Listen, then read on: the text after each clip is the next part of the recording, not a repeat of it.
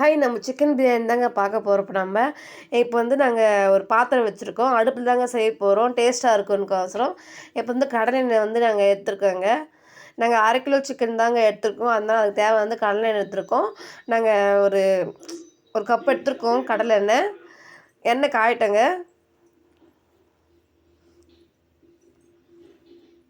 இப்போ எங்கள் வீட்டுக்கார் வீட்டில் இருந்தாருக்கோசரம் நாங்கள் அந்த மாதிரி பிளான் போட்டோங்க, செய்யலாம் சிக்கன் பிரியாணின்ட்டு. அப்புறம் பட்டை லவங்கம் போட்டிருக்கோங்க, சேர்த்துக்கிறோம். அப்புறம் பிரிஞ்சால் 2 சேர்த்துக்கிறோம். அப்புறம் நாங்கள் பெரிய பெரிய வெங்காயம் 3 எடுத்துருக்கோங்க, அதுவும் சேர்த்துக்கிறோம். நல்லா பொன்னிறமாக வதங்கட்டுங்க வெங்காயம்லாம். நீங்களும் வீட்டில் ட்ரை பண்ணி பாருங்கள் இது மாதிரி. அப்புறம் வெங்காயம் வதங்கிடுச்சுங்க. அப்புறம் நாங்கள் ஏலக்காய் 2 போட்டிருக்கோம்.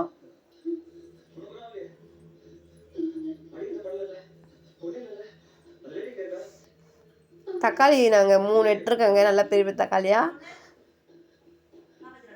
தக்காளி வெங்காயம் எல்லாம் வதங்கட்டுங்க.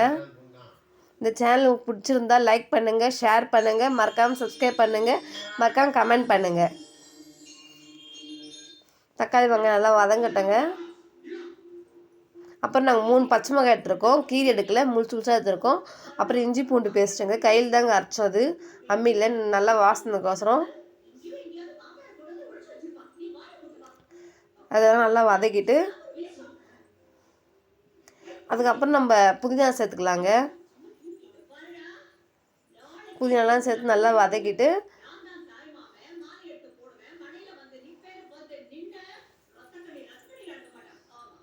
எங்கள் சேனல் எல்லோரும் சப்போர்ட் பண்ணுங்கள். நல்லா வதக்கிட்டு அப்புறம் சிக்கன் நாங்கள் 1/2 கிலோ எடுத்தேங்க. அப்புறம் மஞ்சத்தூள் போட்டு கழுவி எடுத்துருக்கோம். அதுவும் சிக்கன் சேர்த்துக்கலாம். அப்புறம் நாங்கள் வெறும் மிளகாத்தூள் சேர்த்துக்கலாம். அப்புறம் கரம் மசாலா. அப்புறம் நம்ம பிரியாணி மசாலா சேர்த்துக்கிறோங்க, எல்லாம் சேர்த்துட்டு. அப்புறம் தயிர் 1 கப் எடுத்துருக்கோம். லெமன் சேர்த்தோங்க, அந்த கிளிப்பு விட்டுட்டோம், அதனால லெமன் சேர்த்துக்கலாம். அப்புறம் நாங்கள் வந்து கேசரி பவுட்ரு எடுத்துக்கிறோம், கொஞ்சோண்டு எடுத்துக்கிறோம், ரொம்ப எடுத்துக்கல. அதெல்லாம் போட்டு நல்லா வதக்கிட்டுங்க.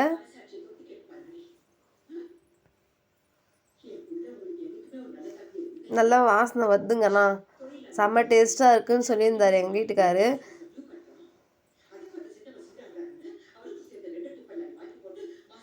நல்லா இந்த எண்ணெய் திரிஞ்சு வர நல்லா வதக்கி எடுத்துக்கலாங்க.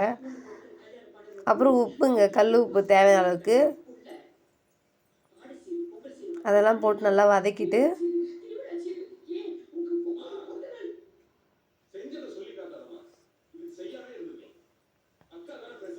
நாங்கள் ஃபஸ்ட் டைம் செய்கிறோங்க வீட்டில் சிக்கன் பிரியாணி.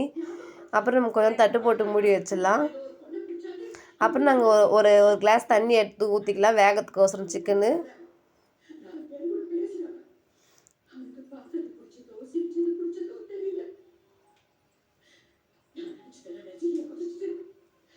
எண்ணெயிலேருந்து கொஞ்சம் நல்லா வதங்கிடுச்சுங்க.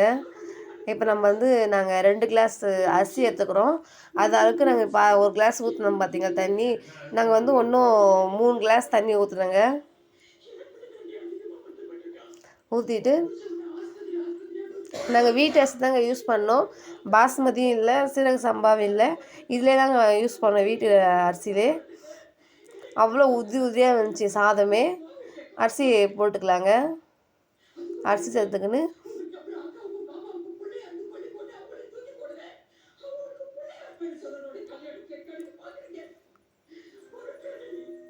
அரிசி எல்லாம் சேர்த்து நல்லா கலரி விட்டுட்டு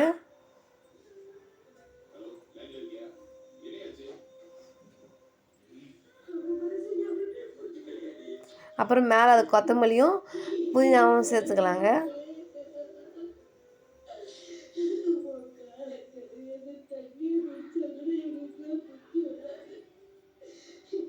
சேர்த்து கொஞ்ச நேரம் நம்ம 1/2 மணி நேரம் வெந்தால் போதுங்க. தீ கம்மியில் வச்சா வெந்துடும், அதான் தீ வெறி எடுக்கிறோம், கம்மியாக தீ வைக்கிறதுக்கோசரம். டம்மும் அதில் அந்த அடுப்பு கறியிலே போடலாம். வெந்துச்சுங்க பாருங்கள், தண்ணி இருக்கும். நம்ம நெய் விட்டுட்டு நல்லா இந்த கலரி விட்டுடலாங்க. நெய் ஊற்றணும். நல்லா அடியிலேருந்து கிளறிட்டுட்டு தண்ணி கொஞ்சம் இருக்கும், அதான் தம்மு போடலாம். மேலே தம்முக்கோசரம் அடுப்பு கறி எடுத்து வச்சிட்டோம். இந்த பாருங்க சொல்ல நான் உதிரியாக வந்துச்சு சாதம்ன்ட்டு வீட்டு அரிசி தாங்க போட்டோம். தட்டு போட்டு மட்டும் இப்போ தம் போடலாங்க.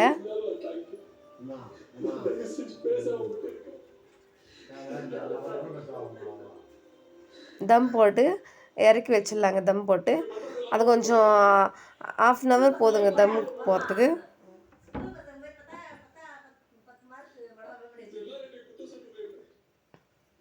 நீங்களே வீட்டில் ட்ரை பண்ணி பாருங்கள் இது மாதிரி.